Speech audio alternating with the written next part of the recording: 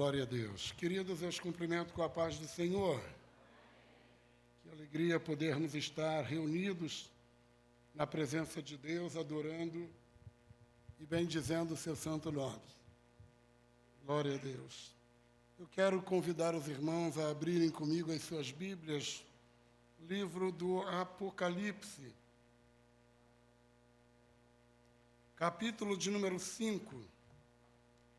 E o versículo de número 9, Apocalipse, capítulo de número 5, e o versículo de número 9. 5:9 de Apocalipse, nos diz a palavra do Senhor. E cantavam um novo cântico, dizendo: digno és de tomar o livro e de abrir os seus selos, porque foste morto, e com teu sangue compraste para Deus homens de toda tribo, e língua, e povo, e nação. Eu vou ler ainda um outro versículo que está na carta de Pedro, na primeira carta do apóstolo Pedro, capítulo de número 1, e o versículo de número 18. Primeira carta de Pedro, capítulo 1, e o versículo de número 18, que diz: sabendo que não foi com coisas corruptíveis, como prata ou ouro, que fostes resgatados da vossa vã maneira de viver, que por tradição recebeste dos vossos pais. Verso 19, mas com o precioso sangue de Cristo, como de um cordeiro imaculado e incontaminado. Amém. Pai, te louvamos por tua bondade e graça, por tua palavra, e pedimos, querido Deus, que o teu Santo Espírito continue falando com a tua igreja. Em nome de Jesus, dá-nos a tua graça. Amém. Amém. Tome seu assento, querido, muito obrigado. Deus abençoe. Meus amados.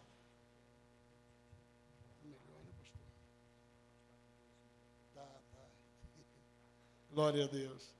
Esse pedestal aqui, tem que orar por ele, irmãos. Ele está caindo toda hora. Orar para que Deus mantenha ele de pé. Meus amados, é uma alegria poder estar aqui com os irmãos. Já são alguns anos que, pela bondade de Deus e dos irmãos e do pastor Paulo Berriel, nós estamos aqui cooperando com os irmãos. Eu reconheço nisso a bondade e a misericórdia do Senhor. Quero louvar a Deus pelos 47 anos da Assembleia de Deus, Ministério Restaurando Vidas, aqui em Nova Iguaçu. Agradecer a Deus pela amizade que tenho com os irmãos, todos esses anos aqui, pregando o seu Evangelho. Louvar a Deus pela vida do pastor Paulo Berriel, pela vida do pastor Alexandre, pela vida do pastor Ricardo, também pela vida do pastor Oséias. Deus tem me dado alguns presentes. Pastor Oséias, pastor Paulo Berriel, os irmãos, são presentes que nós consideramos dádivas de Deus na nossa carreira ministerial. Deus continue abençoando esses servos do Senhor, bem como também as suas muito dignas esposas e a todo o ministério aqui presente. Meus amados, eu quero, com a ajuda de Deus esta noite, lhes trazer uma mensagem simples, mas acredito eu que poderosa. Eu também não poderia deixar de agradecer a Deus pela vida do irmão Eliseu. Bom, irmão Eliseu, que você veio, viu? Eliseu, irmão do pastor Oséias, é um amigo. Deus te abençoe, querido. Saudades de te ouvir cantar, viu? Está me devendo aí umas 30 canções, pelo menos, que eu contei mais ou menos. Dos furos que você deixou, viu? Não veio e ficou devendo, né? Não veio e ficou devendo. Deus te abençoe, querido. Meus amados, a Bíblia diz que fomos comprados. Fomos comprados. A Bíblia Sagrada diz que fomos comprados não com ouro ou prata, coisas corruptíveis, mas pelo precioso sangue de Cristo.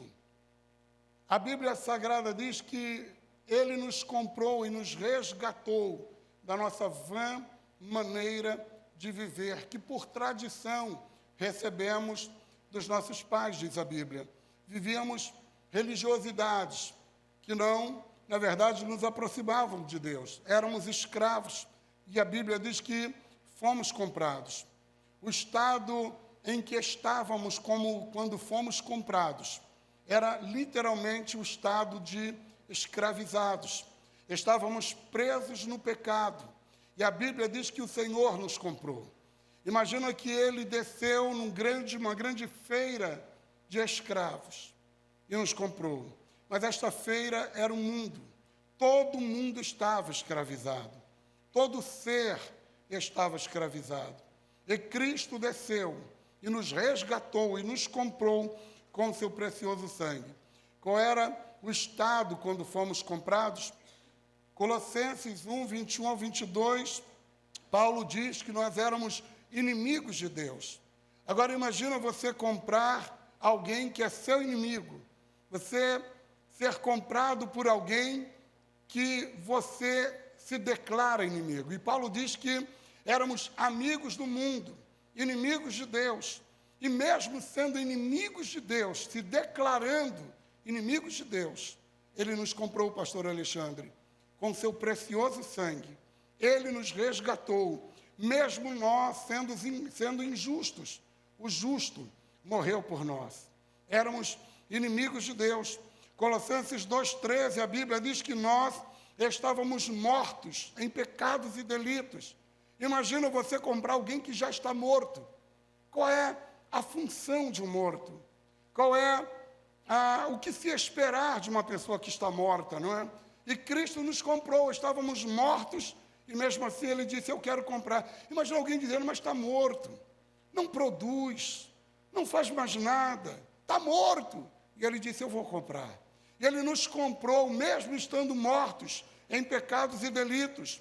Colossenses 1,13, a Bíblia diz que nós estávamos em trevas, mas ele nos comprou e nos tirou das trevas e nos transportou para o reino do seu amor, do seu Filho. Então nós estávamos em trevas. Perceba a condição de quem foi comprado. Estávamos em trevas. A Bíblia diz em Efésios 2,2 que éramos filhos da desobediência. Imagina você comprar alguma coisa e alguém dizer, olha, não obedece, viu? Imagina você comprar um computador e alguém dizer, não, isso não obedece comando de ninguém. Você vai dizer, para que eu vou comprar, não é?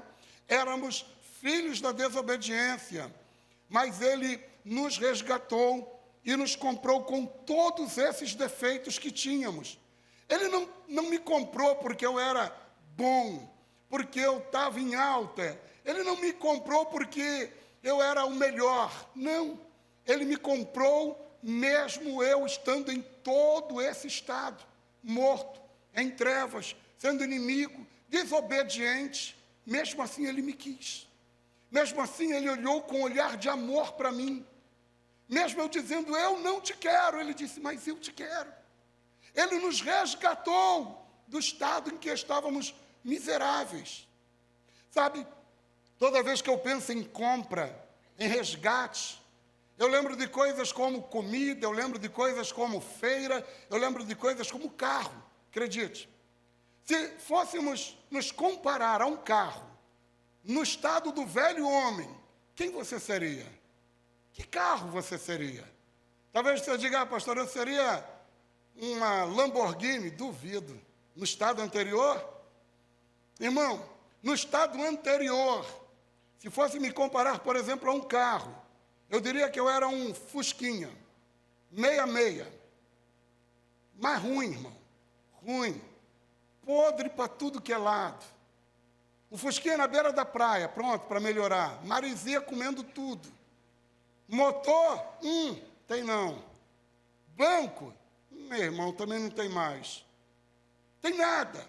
Imagina que você tem a capacidade, é rico, você é muito rico. Agora imagina que você tem a capacidade de entrar na maior loja do mundo, do Brasil, do mundo, e comprar o carro mais caro do mundo. Mas aí você indo para a loja, você passa na frente de um ferro velho. e você diz, eu vou dar uma paradinha aqui para ver se eu acho algo interessante. E aí você entra no ferro velho e você se dá de cara com esse fusquinha, podre. Uma porta azul, outra amarela. Você pergunta, onde é que está o capu? O camarada diz, tem que procurar. Tem nada. Em pneu tem, não, tem que comprar, está apoiado nos tijolos aí, tá? Tem nada. Nada. Aí o camarada olha e diz, rapaz, quanto que tu quer nesse fusquinha? Não, senhor, o senhor deve estar brincando, isso não presta nem para nada, não dá, o senhor não aproveita nada daí. Eu disse, não, mas eu levo jeito para isso. Quanto é o valor? Aí o camarada diz, já que o senhor quer comprar, o camarada põe o valor lá em cima. Você diz, eu quero mesmo assim, porque você foi caro. A gente estava quebrado, mas o preço foi altíssimo.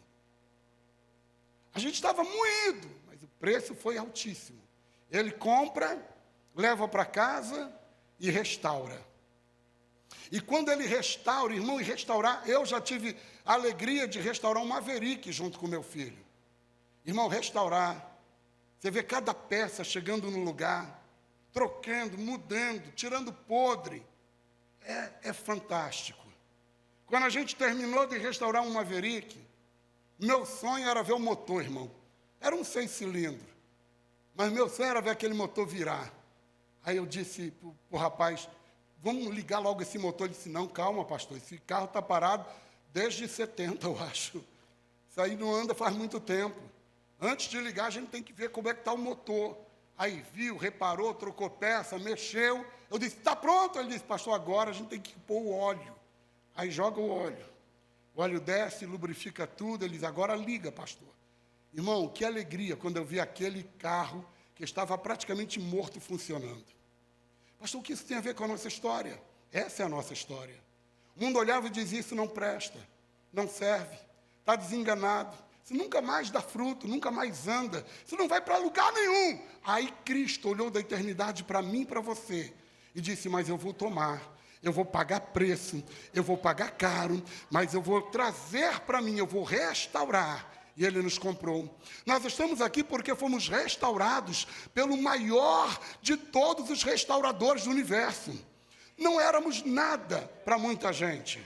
A verdade é que para muita gente a gente não prestava. Tem gente aqui que a sociedade olhava e dizia, isso não vai prestar, não vai dar em nada, isso não serve. O pai dele não era bom, a mãe não era boa, a família não é de gente boa, isso também não vai ser bom. Aí Cristo olhou para nós e nos arrancou das trevas, nos tirou das mãos de Satanás, nos comprou com preço caro, nos restaurou, trocou o nosso andar, o nosso falar, o nosso pensar e derramou o óleo da unção do seu Espírito em nós.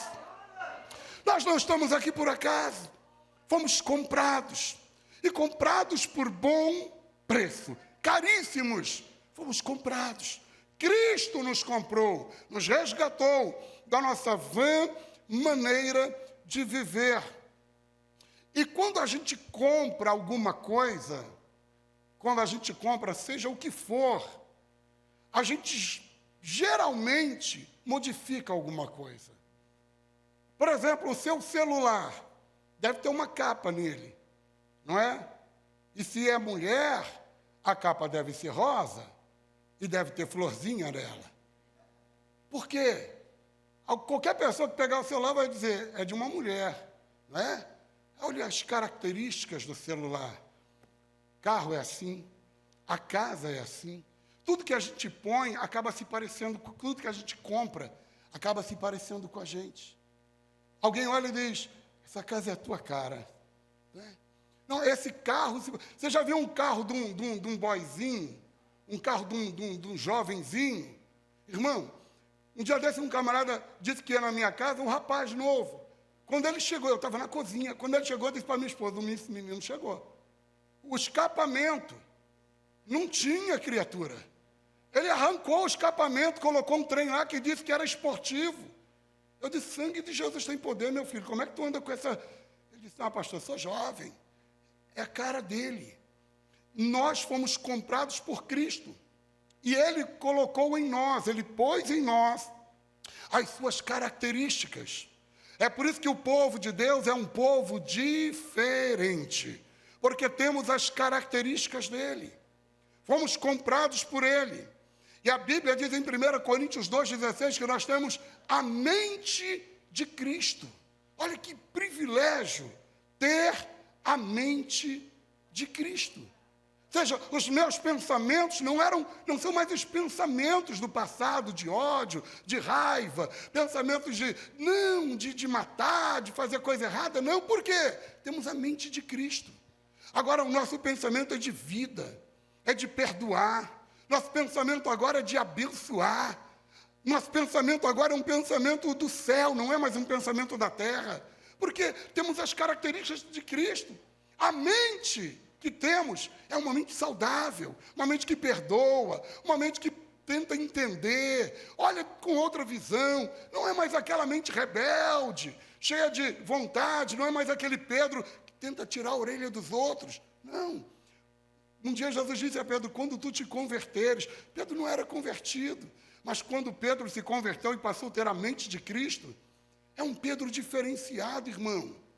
Às vezes eu vejo uns crentes dizendo, eu sou crente, mas meu braço não é não. Não tem a mente de Cristo.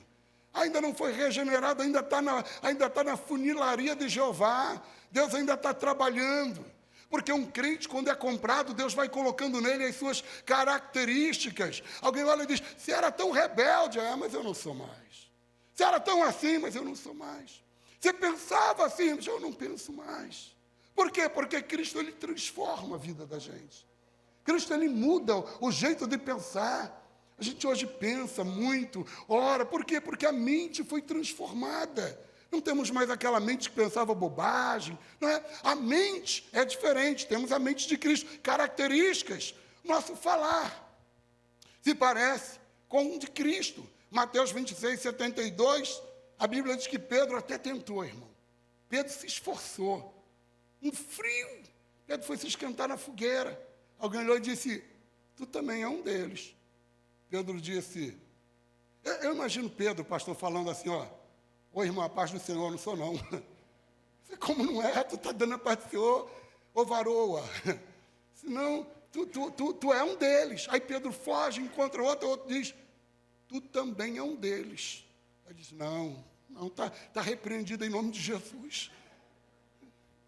Aí Pedro vai para outro canto, alguém diz, ei, deixa eu te falar uma coisa, o teu falar te denuncia. Você entendeu? Eu disse uma vez aqui, eu tenho um amigo, e isso é um fato verídico mesmo, eu tenho um amigo que um dia ele ficou tão rebelde, que ele disse, eu vou desviar, eu vou para o mundo. E não vai, eu vou para o mundo.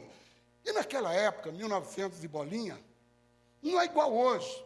Naquela época, quando a pessoa dizia, eu vou desviar, ou ela cortava o cabelo, está desviado, cortou o cabelo, está desviado. Ela ia jogar bola. Como ele era um rapaz, ele disse, eu vou desviar. E você pensa que vai fazer besteira, foi jogar bola. Ele desviou, jogar bola. E ele está jogando bola e ele está lá para o irmão lá, vai, Vaso. Ô, Vaso, passa a bola, Vaso. Ô, varão. O camarada muito bravo chegou perto dele e disse, aqui, rapaz, vou te falar uma coisa, hein. Se eu for Vaso, você é pinico. O camarada não entendeu que negócio é de me chamar de Vaso. Ele me chamou e disse, irmão, eu não sirvo nem para desviar. Porque você tem a mente de Cristo, o teu falar é um falar diferente. A gente tem prazer em dizer glória a Deus, aleluia, bendito seja o nome do Senhor. Oh, glória a Deus. Tem alguém que concorda aqui? Levanta a tua mão e diga glória a Deus. O nosso falar é diferente, o vocabulário muda. A gente está diferente no jeito de falar, né? Quem via o Carlinho lá no tempo de mocidade, antes de ser crente, de adolescência, e vê agora, mas está diferente, né? É varão para cá, varoa para lá, né? Mudou, o jeito de falar muda, por quê? Temos as características do céu, o jeito de falar é santo, a gente não fala mais palavras torpes, palavras ruins, palavras feias, o jeito de falar mudou, o nosso comportamento. Atos, capítulo 11, verso 26. Nosso comportamento muda. A Bíblia diz que os discípulos foram chamados de cristãos. Por quê? Se pareciam com Cristo. Alguém olhava e dizia, rapaz, anda igual ele, fala igual ele, pensa igual ele. É cristão. É cristão. Por quê? Porque as tuas características. Então, quando nós somos comprados ou compramos alguma coisa, é normal. A gente compra uma casa, pinta da cor que a gente quer, carro, tudo na vida a gente põe nele as características da gente. O crente, comprado pelo sangue de Jesus, ele anda, o andar do crente é santo, irmão. O andar do crente é o andar que dá bom testemunho. Por quê? Porque temos as características do mestre, não é? Me perdoa, crente compra e paga, você diz amém? Característica, a gente tem o bom testemunho da fé, não é? Crente tem as características de Cristo. A gente anda como Cristo, a gente não faz bobeira, não fala bobeira, a gente não se exaspera, a gente não, calma aí, irmão, a gente é cristão. O andar do cristão é diferente, o viver do cristão é diferente. Aonde o cristão passa, é igual Eliseu. Eliseu vai passando, a mulher olha e diz, olha, eu tenho observado, hein? E tu acha que alguém não está te observando também? Eu tenho observado que esse homem que por nós passa é um santo homem de Deus. O andar é diferente, o jeito é diferente, a postura é diferente, não é? Às vezes é muito comum a gente achar que as pessoas têm que ser diferentes, mas diferentes somos nós. O ano retrasado, a minha esposa começou a ir na academia, uma academia de família lá, academia, tem mais idoso do que jovem. Eu falei, é o meu lugar mesmo, já estou indo para lá, Jesus. Já estou ouvindo a voz do mestre. E aí a minha esposa foi, eu disse que eu vou também. Aí eu fui, só que eu cheguei na academia e ninguém falava comigo, irmão. E eu fiquei enfesado com aquilo. Se ninguém me cumprimenta, ninguém fala comigo, e eu fiquei bravo. Aí um dia eu estou viajando, uma viagem do Alagoas para São Paulo, e dentro do avião tinha uma turma, e um senhor estava lendo um livro. Ele estava lendo um livro.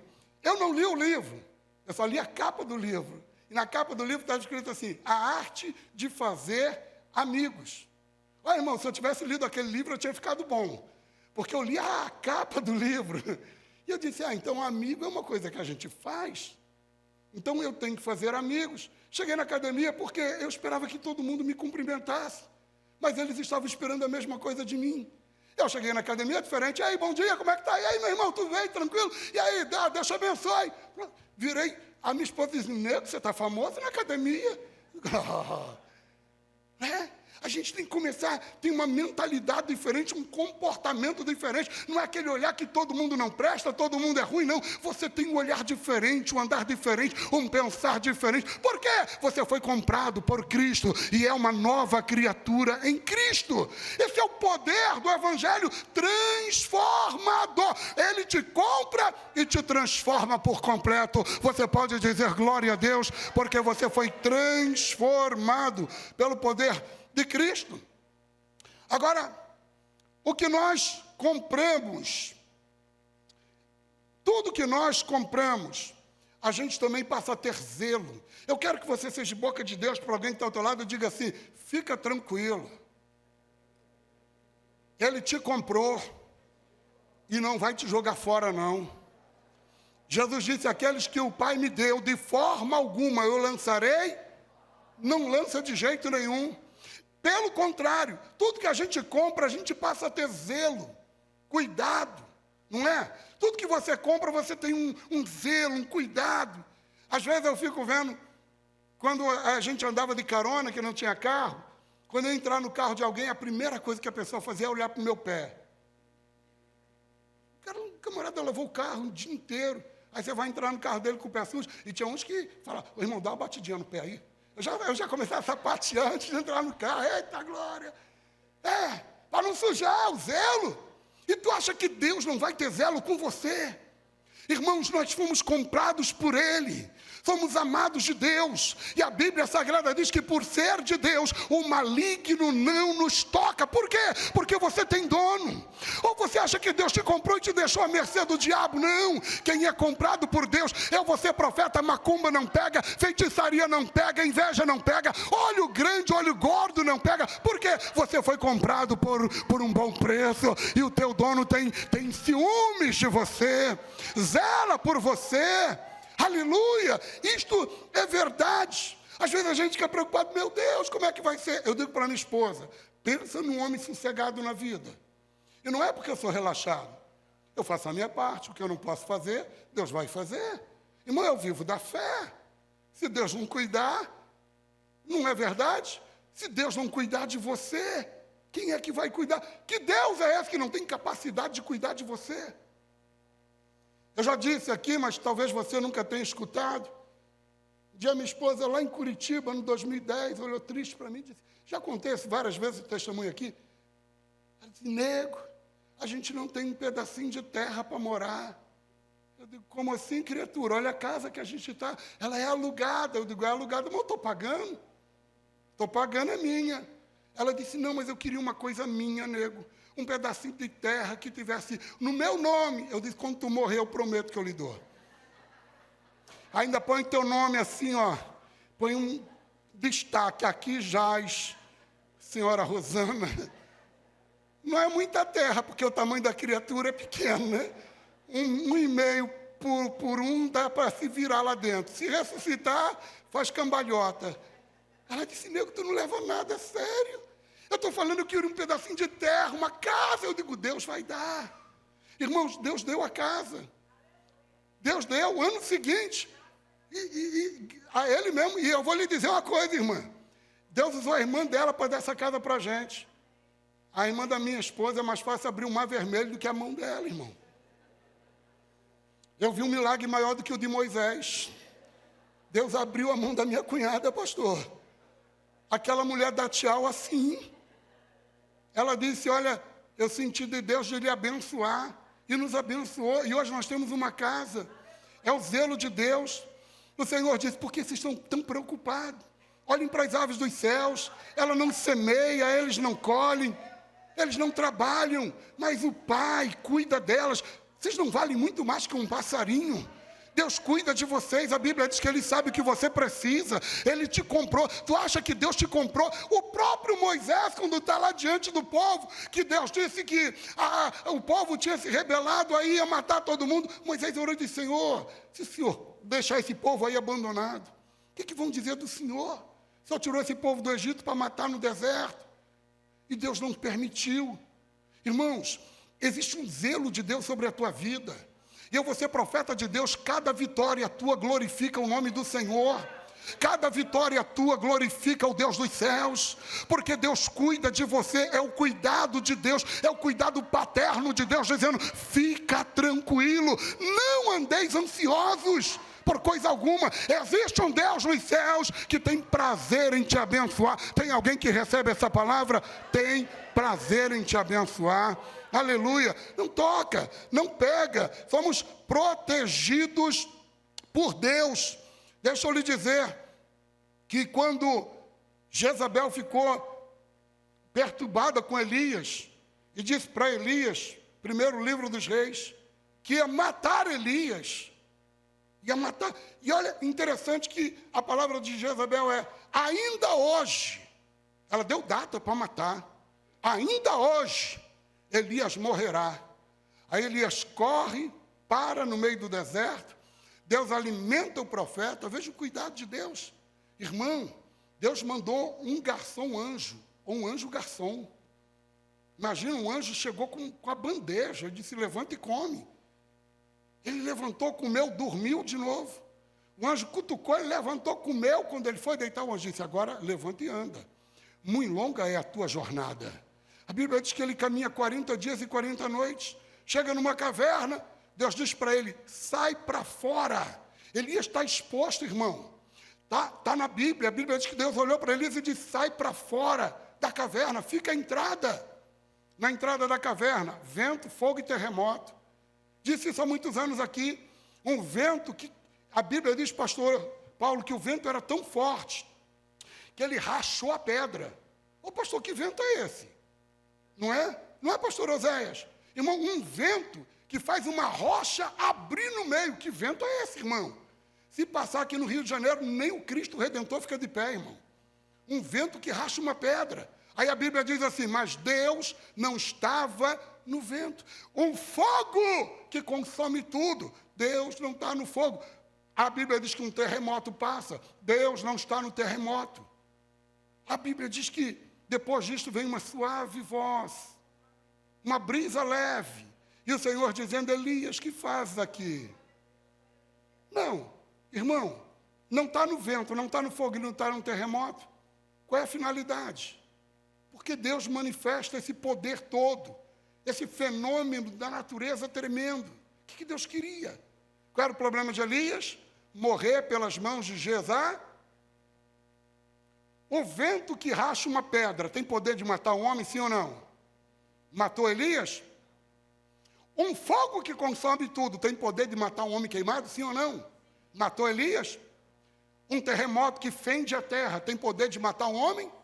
Matou Elias? Deus está dizendo, rapaz, se o fogo, o vento e o terremoto não tocou na tua vida, tu acha que eu vou deixar Jezabel tocar, meu filho? Se eu quisesse te matar, eu já teria te matado. Eu estou te provando que o maior de todos os fenômenos da terra não tem poder de tocar na tua vida. Quem é Jezabel para tocar? E Jezabel disse que tu ia morrer hoje. Só ia morrer há 40 dias atrás. Tu não morreu até hoje. E tem um detalhe, tu não vai morrer mais. Tu vai subir agora vivo, porque aí parece que Deus fica enfesado também. E já que ela disse que tu vai morrer, tu não morre mais. É o cuidado de Deus. Você foi comprado. Irmãos, ser servo de Deus, estar na igreja, servir a Deus. Você não serve um Deus qualquer, é um Deus que está dizendo, eu tenho zelo pela tua vida, eu tenho zelo por você, existe um Deus que cuida de você. Aleluia! Ele nos comprou, nos remiu, nos transformou e tem um cuidado com a tua vida. Deus cuida, diga para quem está ao teu lado, Deus cuida de você. Diz para essa pessoa, Deus cuida de você. Aleluia! Salmos 46, Deus é o nosso socorro e fortaleza. Deus é o nosso refúgio e fortaleza. Socorro bem presente na... Deus é, irmão. Ele sempre está presente quando a gente precisa. Então Ele te compra, Ele te transforma, Ele te muda, Ele põe em você as características dEle, Ele cuida de você. Agora, vamos correr para concluir? Ninguém compra nada sem propósito. Ninguém compra absolutamente nada se não houver um propósito. Você compra uma coisa, se bem que hoje com essa coisa do consumismo exacerbado, né? Tem gente que compra, e até eu estou na lista também, porque eu não sou diferente de você. Eu disse para o meu filho, nego, eu comprei um compressor para pintar alguma coisa, até hoje eu não usei, está lá. Aquele comprador compulsivo, né? Ah, que vontade de ter um compressor para que tu não vai usar, irmão. Tu é pintor? Não. Mas eu desejo, comprei, está lá, está na caixa até hoje. Está guardado. Mas geralmente o que a gente compra é para usar, sim ou não? Olha o que Jesus disse. João capítulo 15, verso 16, Jesus disse assim, não escolhestes vós, eu escolhi a vós, e vos nomeei para que vades e deis, e o vosso fruto permaneça. Ou seja, ele está dizendo, e essa escolha ali, não me escolhestes vós a mim, não é a escolha para a salvação, é uma escolha com propósito. Por quê? Ele está dizendo, eu escolhi a vocês. Ele diz, para quê? Para que vades e deis frutos. Ele nos compra, pastor, e agora ele espera que eu e você frutifiquemos no reino. Ele nos comprou. Irmãos, é frustrante você comprar alguma coisa e na hora de usar não funciona. Imagina se eu comprar um regador para regar suas plantas. E a boca do regador está entupida, irmão. Está travada. Para que segue um regador que não rega? Imagina que esse ano tem Copa do Mundo. Graças a Deus que eu nem vejo mais isso. Dá tristeza de ver. Né? Mas imagina que você comprou uma TV de 85 polegadas para ver o jogo da Copa do Mundo. E no dia que você vai ligar, aparece uma mensagem assim, hoje não estou a fim de trabalhar. Irmão, você espanca a televisão. Você quebra ela. Você fica doido, como assim não quer trabalhar? Eu te comprei por uma finalidade. Tu tem que trabalhar, eu quero ver a imagem. É a mesma coisa tu comprar um rádio mudo. Já pensou tu comprar um rádio que não fala? Não é? Aí se tu compra um carro, está tudo perfeito, pneu é novo, motor é novo, tu enche o tanque em gasolina, o carro não quer andar. Tu leva no mecânico e diz que o carro não anda, ele faz uma bateria de exame no carro e diz, olha, esse carro não quer andar porque ele não quer mesmo. Tem tudo para andar, mas não quer. Tu fica como? Agora imagina Deus, que enviou o seu filho, morreu na cruz do Calvário, deu a sua vida e disse, esse camarada vai dar muito fruto no meu reino. Nos resgatou, nos comprou. E na hora que Deus diz, agora eu vou usar, a gente diz, estou afim não, Deus. Hoje eu não quero não. Deus diz, eu te comprei. Eu quero te usar nas minhas mãos, na minha obra. Você vai ganhar almas para o meu reino. Quero não, estou afim não, Senhor. Irmãos, você acha que Deus não fica triste? Que Deus não se entristece? Ele investiu alto na minha vida. Aí disse, agora tu vai pregar. Eu digo, não estou afim não. Tu vai pregar. Ele pagou um preço alto por você. Por quê? Porque Ele quer te usar. Olha para o irmão do teu lado e diz assim, Deus quer usar você. Diz para essa pessoa, Deus, isso não é brincadeira, irmãos, isso é muito sério. Por quê? Porque todo crente comprado por Cristo, ele precisa frutificar no reino, dar frutos na obra. Todo crente comprado por Deus, ele tem obrigações de frutificar, de dar frutos, de evangelizar, de ganhar almas, de ser boca de Deus para alguém. Deus te comprou com propósito. Deus te resgatou com propósito. E a coisa está tão séria que até os dons espirituais a gente não quer mais. Homens e mulheres que foram cheios do Espírito Santo de Deus, e Deus está dizendo, eu quero te usar em profecia. Cadê as profecias? Cadê as revelações? Cadê os crentes usados no ministério da libertação? Cadê os crentes usados no dom da cura? Deus está dizendo, a tua mão é cheia de graça, é cheia de autoridade. Mas eu prefiro ficar no meu canto, dizendo, não, Senhor, eu estou bem aqui. E Ele está dizendo, mas eu comprei você. Eu quero usar, se você abrir a tua boca, eu te uso. Um dia, Paulo disse a Timóteo, desperta o dom de Deus que há em ti, o qual recebeste pela imposição das minhas mãos. Não, eu digo, Senhor, eu sou teu servo, mas não conta comigo. E aí você diminui até o glória, né? Tu não gostou não dessa parte da mensagem, né? Quer que eu tiro? Vou tirar não. Fica ruim para dar glória a Deus, mas é o que Deus colocou no meu coração. Irmão, quem aqui não gosta de um profeta ousado e usado por Deus que vá até a gente e diga assim, diz o Senhor, mas você pode ser esse profeta. Tem pessoas enfermas, a gente olha e diz, olha, o meu médico passou um remédio para mim que é maravilhoso. Cadê a oração? Cadê o estender da mão? Cadê o poder do nome de Jesus na nossa vida? Ele te comprou e qual é o propósito? Ele quer que você dê fruto. Põe o relógio aí para mim, pelo amor de Deus, meu filho, senão me empolgo, obrigado. Ele tem propósito na tua vida. Não é brincadeira não, todo crente tem um dom, todo crente tem um chamado, todo irmão, se você abrir a boca, Deus te usa. Até a jumenta, quando abriu a boca, Deus usou. Imagina nós que somos filhos de Deus. Se você abrir a tua boca, Deus vai te tomar. Pastor, eu tenho medo, perca o medo. A Bíblia diz que Deus não nos deu um espírito de medo, mas um espírito de ousadia e de coragem. Não, eu não tenho que ter medo, eu tenho que abrir a minha boca e profetizar, e pregar, e orar, e crer que Deus é Deus de milagre. Aleluia! Nós precisamos deixar Deus nos usar. Eu sempre disse que o meu sonho é morrer pregando. Quando eu estava no hospital, eu disse também isso aqui, eu tenho uma memória boa, Covid não levou a minha memória, até que eu queria esquecer de algumas contas que eu tinha que pagar, mas não consegui. Eu sempre disse que eu queria morrer pregando o Evangelho. O dia que eu estou no hospital lá muito mal, pele e osso, e eu disse isso aqui, eu vou repetir porque alguém não deve ter escutado. Uma menina veio com espírito de comiseração, olhou para mim e disse, tadinho do senhor, o senhor está muito mal. Eu olhei para ela, tráqueo ainda aberta, dificuldade para falar, disse, você é crente? Ela disse, não. Eu disse, tadinha de você. Você está muito mal. Preguei o evangelho para ela, pastor. A minha esposa está aqui no meu culto de ações de graça. Aquela menina pediu oportunidade e disse ao pastor, pastor, no leito da morte, esse pastor não me negou uma palavra de vida. Sabe o que é? Até o último da minha vida eu quero ser usado pelo Espírito.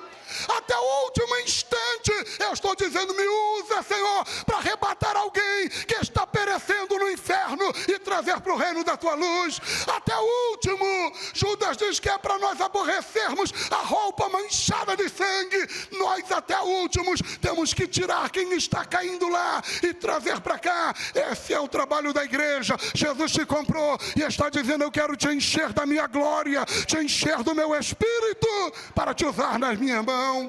Aleluia, aleluia. A mão do crente, a boca do crente, a vida do crente tem que estar à disposição do reino de Deus, porque Deus faz coisas através da tua vida que não faz através da vida de mais ninguém. Ele nos comprou para quê, pastor? Para nos usar, para fazer de nós algo precioso. Mas eu preciso dizer uma coisa que você vai ficar preocupado agora. Jesus disse em João, toda vara em mim que não dá fruto, tira. Não é brincadeira. Toda vara em mim que não dá fruto, tira. E limpe as que dão fruto, para que dês mais. Não, não é uma opção. Não é. Eu não quero, pastor. Não é uma opção. Você é servo. Quando é que o servo olha para o seu senhor e diz, estou a fim de trabalhar hoje não, hein? Quando? Quando é que o servo olha para o seu senhor e diz, me abençoa aí, mas hoje eu não vou fazer nada? Quando? Somos servos de Deus, comprados por Ele. E Ele disse, aquele que a vara que em mim não dá frutos, tira. Cuidado com a tua salvação. Quando a gente deixa de falar por algo que está apaixonado, é porque alguma coisa está errada.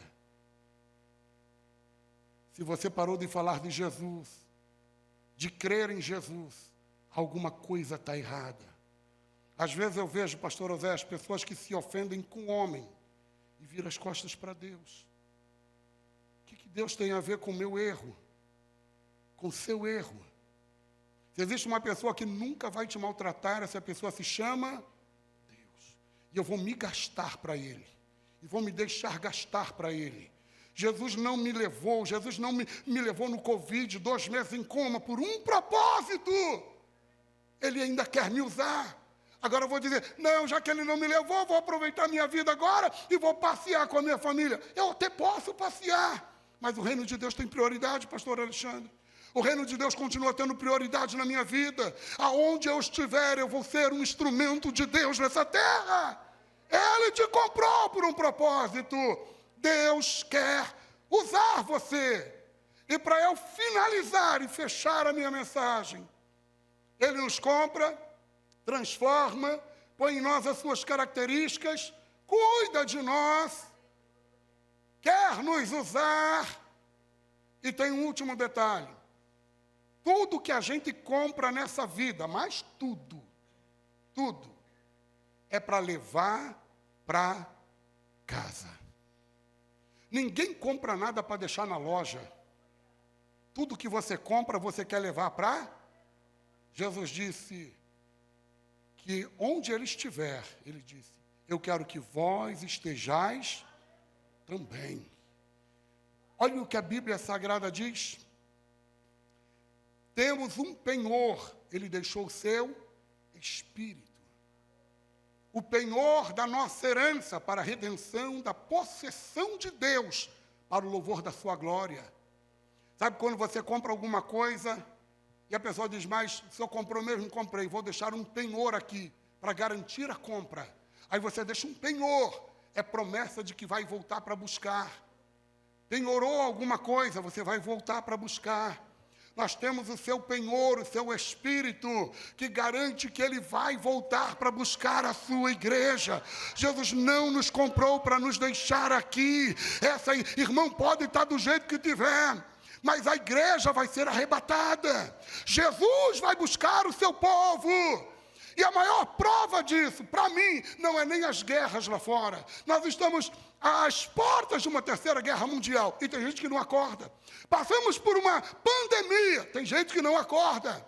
Mas, pastor, o que mais chama a minha atenção não são esses manifestos lá fora, não são esses sinais externos. O que mais chama a minha atenção é a frieza dentro. É o povo que já não sonha, é o povo que já não clama, é o povo que já não chama Maranata, é o povo que já não crê. Isso é o que mais chama a minha atenção, porque ele vai vir quando muitos não estiverem esperando, mas os céus são uma realidade. A igreja será arrebatada, e os comprados pelo sangue, os lavados pelo sangue, os remidos pelo sangue, estarão para sempre com Ele na glória.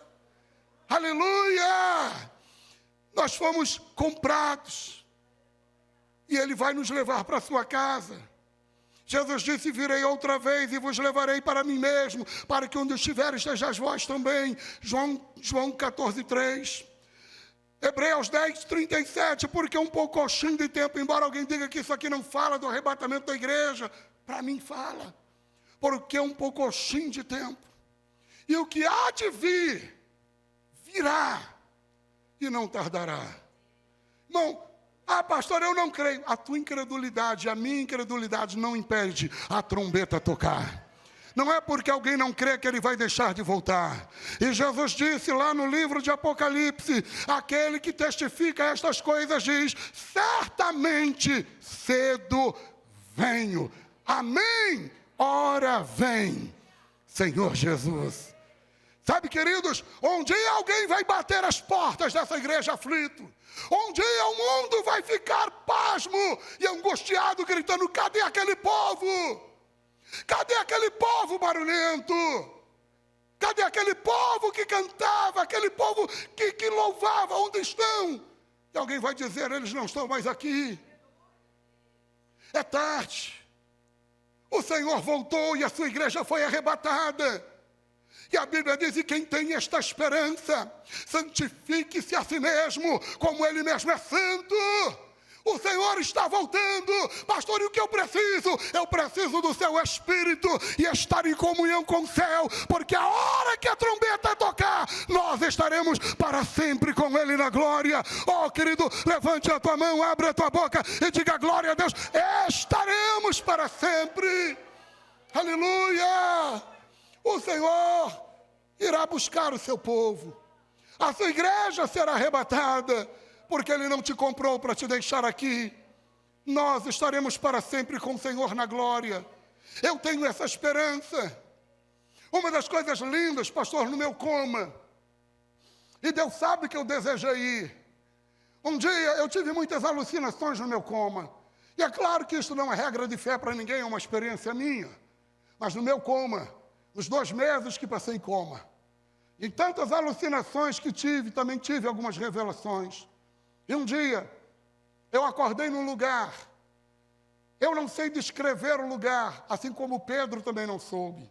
Pedro disse que era um branco, que nenhum lavandeiro jamais poderia embranquecer. Eu vi esse branco, E não tem uma descrição para ele. É um branco mais vivo que o mais vivo vermelho que você possa imaginar. É um branco que dá vontade de tocar, de pegar. É um branco diferente de tudo que eu já vi na minha vida. Eu estava neste lugar, mas eu estava deitado. E uma pessoa chegou e abriu como fosse um guarda-roupa. E camisas, roupas com esse mesmo branco. E eu chorava. Eu dizia: que lindo. E essa pessoa olhou para mim e disse: você gostou? E eu disse: meu Deus, como é que alguém não gosta de coisas tão lindas? E essa pessoa me disse: isso aqui é tudo seu, é tudo para você. Eu comecei a chorar e disse: então deixa eu pegar. E essa pessoa me disse, agora não. Você não pode pegar agora. Mas eu estou lhe mostrando para que você saiba que estão todas reservadas para você. São tuas. Que desejo. Tem gente olhando para o céu e achando que o céu é mais pobre que essa terra. Tem gente que acha que o céu é um lugar de tristeza, é um lugar de monotonia. O Criador do universo fez para ele um lugar acinzentado, sem graça, e nos deu uma terra melhor. O céu é infinitamente melhor do que tudo que você já viu. A paz, a alegria, o amor, o triunfo, a vitória que tem lá, você jamais verá aqui. Deus reservou para si, e a trombeta vai tocar, e aqueles que foram comprados pelo seu sangue, e têm as suas vestimentas lavadas no sangue do Cordeiro, irão tomar posse desta riqueza. Quantos têm esta esperança? Levante a tua mão e diga glória a Deus. Eu quero orar por você esta noite. Meu pastor, posso pedir? Com a permissão do nosso querido pastor, fique em pé comigo, eu quero orar por você esta noite. Eu quero orar pela tua vida. Eu senti de Deus, hoje, enquanto orava, eu senti de Deus de fazer um convite a vocês. Eu vou perguntar ao pastor se pode. Se ele me autorizar, eu vou convidar. Mas antes, eu preciso perguntar para você. Porque o sangue que Cristo derramou na cruz do Calvário foi pela tua vida também. Mas ontem eu disse aqui que Ele nos deu o livre-arbítrio, o poder de decidir, de escolher. Talvez você diga, eu não quero Jesus, pastor. Jesus disse, todo aquele que me negar publicamente diante dos homens, eu negarei naquele grande dia diante de meu Pai. Mas todos que me confessarem publicamente diante dos homens, eu também o confessarei publicamente diante de meu Pai, naquele grande dia. Jesus hoje está te dando uma oportunidade, acredite, é a maior oportunidade da tua vida. Ele está te dando a oportunidade de levantar a tua mão, entregar a tua vida a Ele e dizer, eu quero, Jesus. Eu aceito o teu propósito na minha vida. Eu aceito os teus planos na minha vida. Eu aceito a tua vontade na minha vida. Por isso eu quero te perguntar, onde está a primeira pessoa que quer esta noite levantar a tua mão e declarar abertamente, eu quero Jesus. Onde está a primeira vida que quer aceitar Jesus como Senhor e Salvador da sua vida? Levante uma das mãos e eu vou orar por você. Alguém esta noite que ouviu a voz de Deus e precisa se reconciliar com Deus. Ô filha, vem aqui, venha filha, aleluia, venha. Onde está a segunda pessoa? Venha. Onde está a segunda pessoa para Jesus? Onde está? Venha a Cristo hoje, venha a Cristo hoje, venha a Jesus agora. Sabe qual é o teu nome?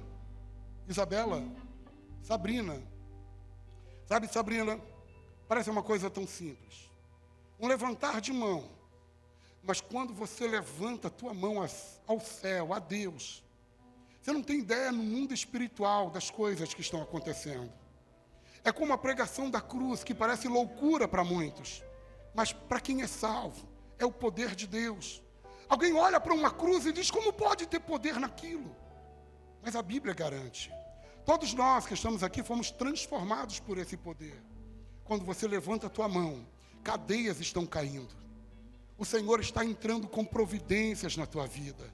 Há uma ação divina. É como se você estivesse literalmente, Sabrina, riscando, cancelando um contrato com este mundo. É como se o diabo estivesse dizendo, perdi todo o poder que eu tinha sobre ela. É como se você estivesse dizendo, Jesus, agora o Senhor é o meu Deus.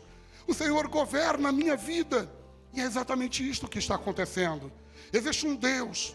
E a partir desse momento Ele está dizendo, Sabrina, como você entregou a tua vida nas minhas mãos, eu não vou te decepcionar. Eu vou cuidar de você. Você crê nisto?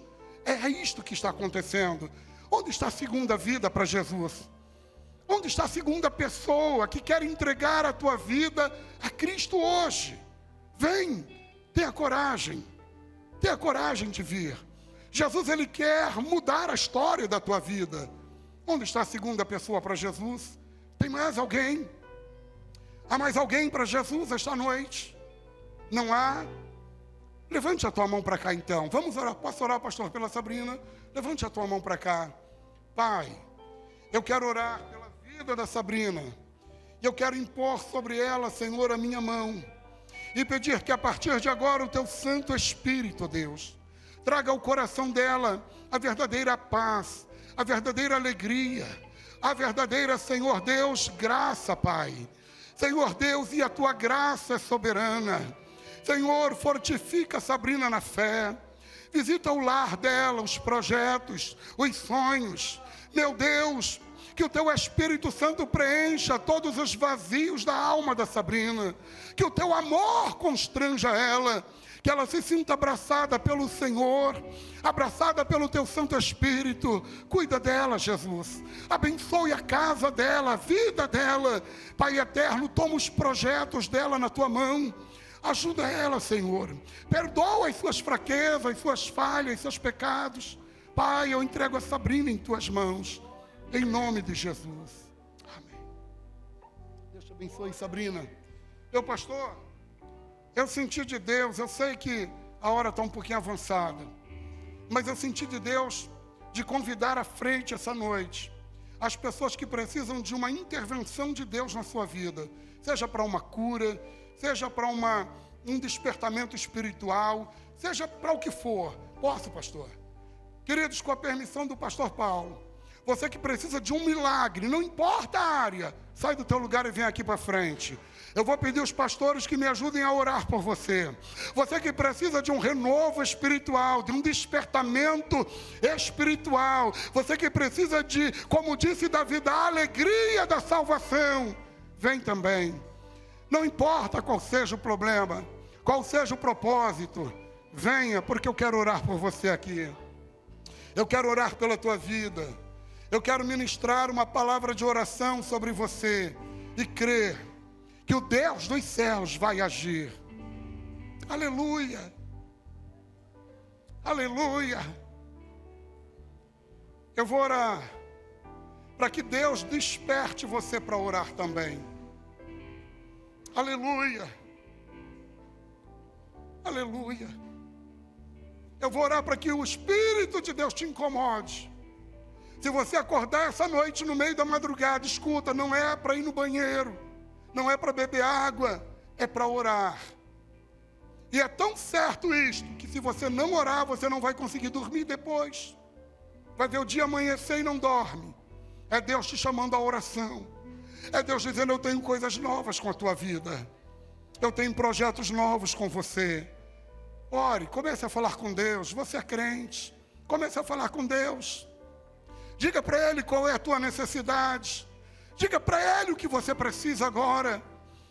Pai Santo, Paizinho querido, ah, Senhor dos céus, Deus das nossas vidas, Tu és o Deus Todo-Poderoso, Tu és o Deus que conhece a nossa história, Tu és, Senhor, o autor da nossa história, da nossa vida, Pai. Talvez, Senhor, em algum momento eu tenha me afastado um pouco dos Teus propósitos. Talvez em algum momento alguém aqui tenha se afastado um pouco dos Teus propósitos e parece que tudo começou a dar errado. Mas esta noite, querido Espírito de Deus, eu quero te pedir, Senhor, começa a tocar agora. Começa a tocar no íntimo, Senhor, de cada vida. Começa a tocar na alma. Começa a renovar, Senhor. Começa a trazer de volta o desejo, aquele fogo ardente do Teu Espírito. Ah, Espírito Santo, amigo, amigo, amigo Espírito Santo, sopra neste lugar esta noite a Tua presença, a Tua glória, o Teu renovo. Começa, Senhor, a acender a chama que estava apagando, o pavio que estava fumegando, começa a incendiar. Começa, Senhor, a tocar em vidas, a trazer de volta, Pai, o desejo pelas coisas espirituais. Começa a acender a chama do avivamento. Começa a soprar, Espírito Santo. Começa a inundar corações crentes. Senhor, crentes que não falam mais em línguas, crentes que não falam mais em mistério, crentes que não te adoram mais, crentes que já não têm mais sensibilidade espiritual, crentes que não choram, toca na alma, pessoas que acham que não são nem mais crentes, toca agora, Espírito, renova agora, Espírito. Senhor, acende a chama novamente, traz o despertamento, ó Deus, traz o despertamento sobre a tua igreja, querido Espírito Santo. Todos quantos precisam de uma cura, de um milagre, de uma restauração, de uma vitória, tu és Deus de milagre, Senhor, e aonde as minhas mãos não podem ir, estende a tua agora, traz a cura agora, traz o milagre agora, traz, Senhor Deus, a cura a esta pessoa, Pai, da planta dos pés ao alto da cabeça, toca, cura, restaura, Senhor, traz a saúde física, espiritual e emocional. Eu repreendo toda depressão, eu repreendo toda amargura da alma, toda tristeza, eu repreendo, Senhor, todo sentimento de morte, eu repreendo todo sentimento de autocomiseração, em nome de Jesus, Pai. Toca em vidas esta noite, restaura a alma, restaura o coração, restaura a força física, toda enfermidade seja repreendida pelo nome que está acima de todo nome, o nome de Jesus. Seja curado agora de toda enfermidade, seja curado destas dores, seja curado deste mal, seja curado desta enfermidade agora, em nome de Jesus. Pai, restaura famílias, restaura vidas, eu te peço, ó Deus, em nome de Jesus, em nome de Jesus, em nome de Jesus. Antes de tomar o teu assento, dá um abraço em alguém e diga: você foi comprado por bom preço. Diga, abrace alguém e diga: você foi comprado por bom preço. Aleluia, aleluia. Você pode adorar ao Senhor. Aleluia. Oh glória, oh glória. Orabacalabaxarabanaraia, Urimicamandaraminá, Uriocandaраminaiasa, O menario Kinderé, Arabandere. Aleluia! O Espírito de Deus está aqui. Aleluia! Adore ao Senhor, glorifique a Ele. Receba forças para caminhar, receba ânimo para permanecer de pé. Alabar, abençoa. Aleluia, aleluia. Queridos, que Deus te abençoe. Deus te abençoe, muito obrigado. Tome seu assento, meu querido pastor. Pastor Oséias.